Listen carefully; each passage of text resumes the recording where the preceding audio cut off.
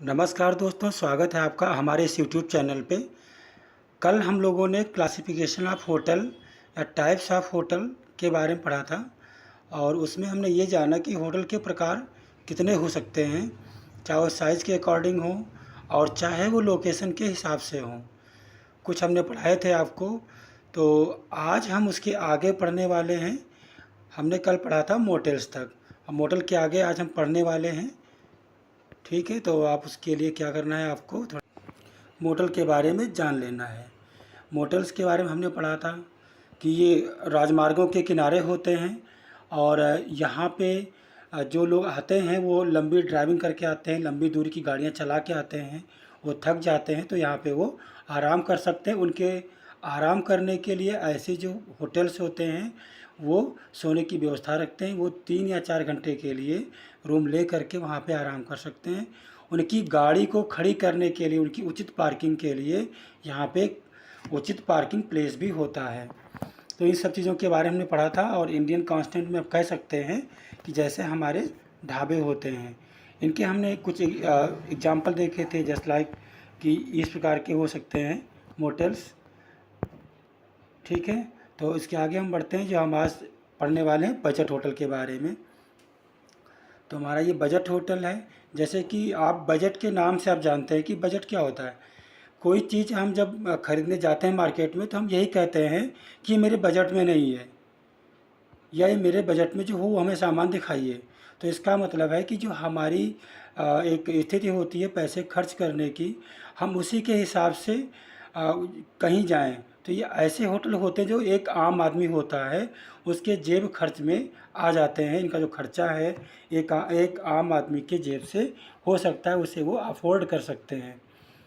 चलिए शुरुआत करते हैं पहली लाइन से। तो budget hotel provide its services to low budget travellers. पहली लाइन ही आपको ये बता रही है कि जो ये होटल होते हैं, बजट होटल क्या करते हैं, प्रोवाइड करते हैं अपनी सर्विसेज किसको, लो बजट ट्रेवलर्स। ऐसे यात्री जिनके पास कम पैसा है, वो कोई ज़्यादा महंगी चीज़ें अफोर्ड नहीं कर सकते हैं, तो वो कहाँ आते हैं, बजट होटल में आते हैं। ये छोटे छोटे होटल होते हैं। ठीक है, a hotel that provide minimum amenities and services for a lower price than a regular hotel in the area. तो इसका मतलब ये हुआ कि ऐसे hotel, a hotel that provide minimum amenities. Amenities का मतलब होता है उनके रूम में, उनके बाथरूम में जो सामान यूज होता है।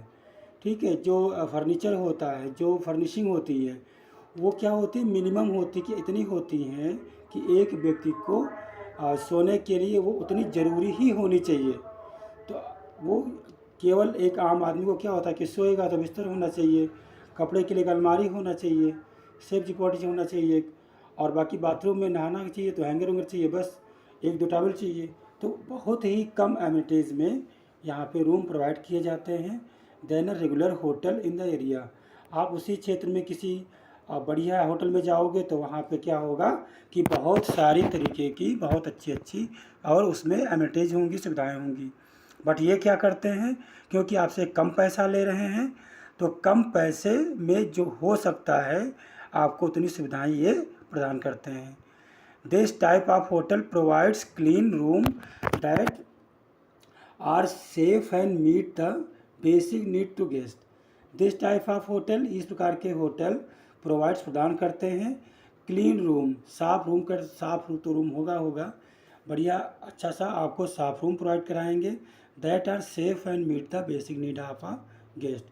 जो ये गेस्ट की सुरक्षा और उसकी जो मेन आवश्यकता है, याद रखना कि आवश्यकता जो नीड्स होती हैं वो अलग होती हैं। ठीक है, तो जो मेन ज़रूरी चीज़ है वो उतनी उनकी होनी चाहिए कि हाँ ये सामान है, तो उसके हिसाब से उनका रूम साफ़ होगा और उनको वहाँ सुरक्षा प्रदान की जाएगी जो बेसिक तरीके से होगी।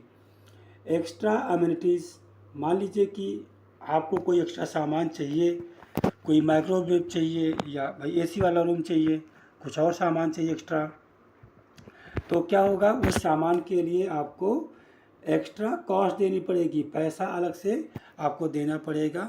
वो चीज़ आपको मिल जाएंगी। नॉर्मल टैरिफ रेट में ये लोग आपको ये चीज़ें नहीं दे सकते हैं। तो ये रही बजट होटल की बात। बजट होटल मीन्स कि आपके पॉकेट के हिसाब से आपके जो आप अफोर्ड कर सकते हो, कम बजट में कम पैसे में ये होटल उतने में रूम देते हैं, ज़रूरी सुविधाओं के साथ में। ज़्यादा लेविश आइटम्स नहीं होंगे, ऐशो आराम की चीज़ें ज़्यादा नहीं उपलब्ध होंगी। अगर आपको चाहिए तो ये प्रोवाइड कराएंगे और इसके लिए आपको एक्स्ट्रा कॉस्ट देनी पड़ेगी। ये चीज़ आपको समझ में आ गई। चलिए इसके एग्जांपल देख लेते हैं। तो एग्जांपल में देखिए सिर्फ नॉर्मल सी बिल्डिंग्स हैं, ठीक है, नॉर्मल सी बिल्डिंग है। आप देख रहे हैं इसमें कोई ऐसे लेविश बिल्डिंग या उनका डिज़ाइन ऐसा कुछ नहीं है। तो ये हमारे होते हैं बजट होटल, जो एक नॉर्मल से होटल होते हैं जो कम खर्चे वाले कस्टमर को अपनी सर्विसेज प्रोवाइड कराते हैं। चलिए दूसरा होटल आपका है सब अर्बन होटल। सब अर्बन होटल, जैसा कि इसका नाम है सब अर्बन। अर्बन मीन्स क्या होता है? शहरी। सब अर्बन क्या होता है? जो शहर में होते हुए भी शहर से बाहर है। मीन्स ऐसा एरिया जो शहर और देहात से या जहाँ पे ग्रामीण इलाका है उसके बीच का एरिया हो, तो क्या होता है? सब अर्बन एरिया होता है।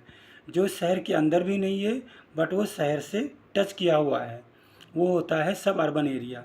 और ऐसे होटल जो ऐसे एरिया में बने होते हैं उनको हम क्या बोलते हैं? सब अर्बन होटल। सब अर्बन एरिया, अब इसके बारे में पढ़ लेते हैं थोड़ा सा हम। जैसे suburban area is an area outside of the principal city.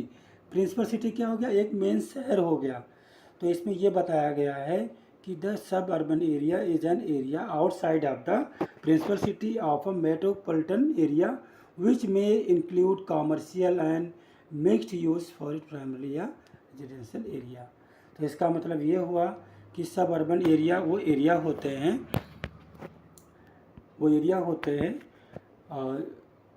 जो प्रिंसिपल सिटी मीन्स कि जो मेन शहर होता है, उस जो मेट्रोपॉलिटन का जो मीन्स मेट्रोपॉलिटन का मतलब हो गया महानगर, और महानगर का जो मुख्य शहर हुआ उससे क्या होता है? उससे बाहर होता है।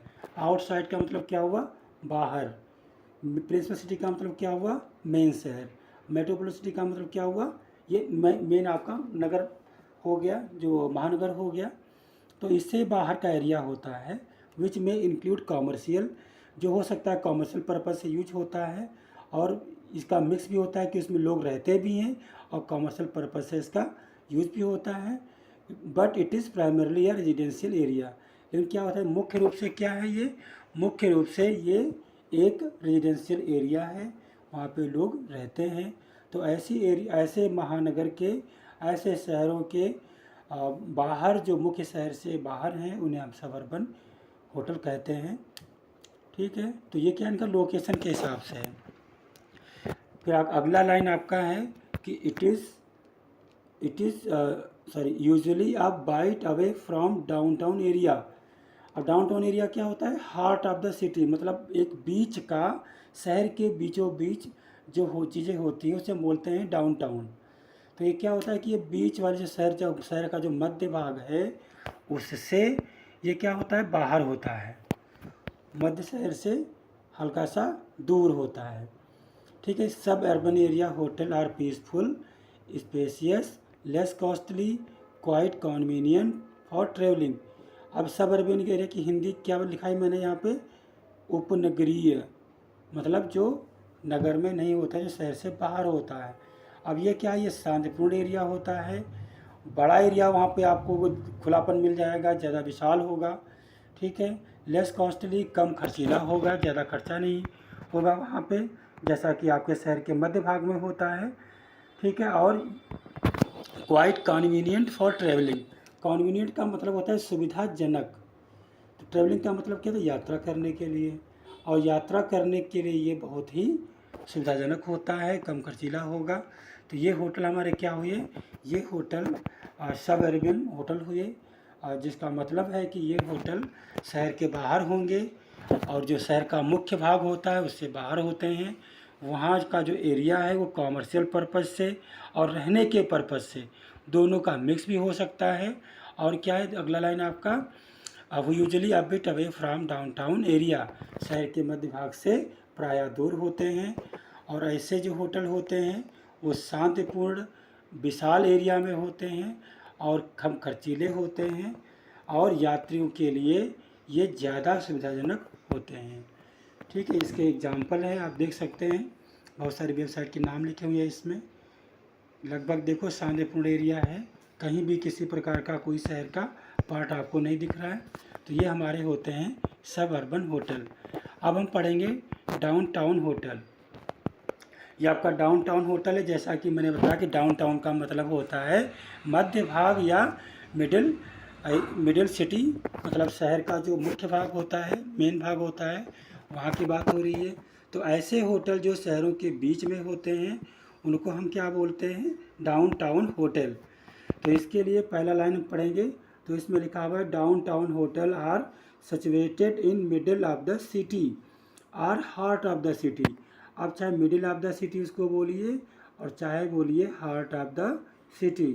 सिचुएटेड का मतलब होता है स्थित होता है, बना हुआ होता है या स्थापित होता है।